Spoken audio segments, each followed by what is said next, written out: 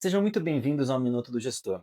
Eu sou Gustavo Rostelato, economista aqui da Arma, e hoje aqui comigo temos Igor Campos, o nosso gestor de renda fixa, para comentar um pouquinho sobre a política monetária durante o ano de 2025, mas principalmente pensando já nas perspectivas para 2026. Dezembro ele meio que consolidou a movimentação que a gente viu no ano todo, de um dólar um pouco mais fraco, as taxas de juros fechando tanto aqui no Brasil quanto lá fora, e a gente teve um Fed que finalizou isso. O Fed, na última reunião do ano, ele de fato cortou 25 bips, como já era amplamente esperado pelo mercado, mas ele trouxe uma perspectiva um pouco mais dovish que o esperado, principalmente ao afirmar os riscos para o balanço dele no mercado de trabalho, tá? Enquanto a inflação ainda parece ser uma preocupação um pouco mais secundária. E já aqui no Brasil, o Copom ele mostra alguns sinais de que já é possível realizar cortes, mas ainda assim esses cortes são muito colocados em xeque, uma vez que o mercado de trabalho se mantém bastante resiliente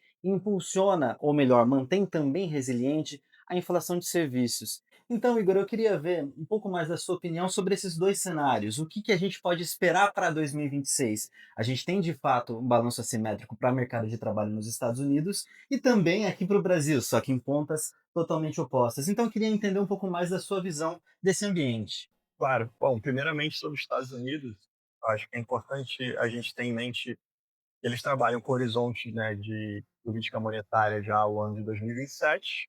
Dentro disso, ele tem projeções em torno de 2,1, que é ao redor da meta.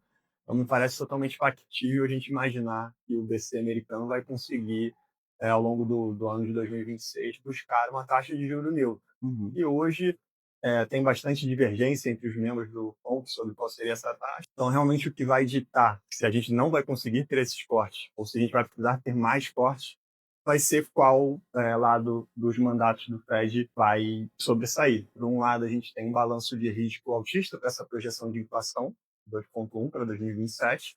Por outro lado, a gente tem um balanço de risco baixista do mercado de trabalho, que pode acabar sendo mais relevante do que ter algum tipo de desvio em relação a essa projeção de inflação. E realmente acho que a pergunta de US$ 1 milhão vai ser qual balanço de risco vai atuar de maneira mais intensa, né? Para a gente descobrir se a gente vai ter mais cortes ou menos. Então, realmente é isso que a gente vai ficar tentando ponderar ao longo do ano para tomar nossas posições. Agora, pelo lado do Brasil.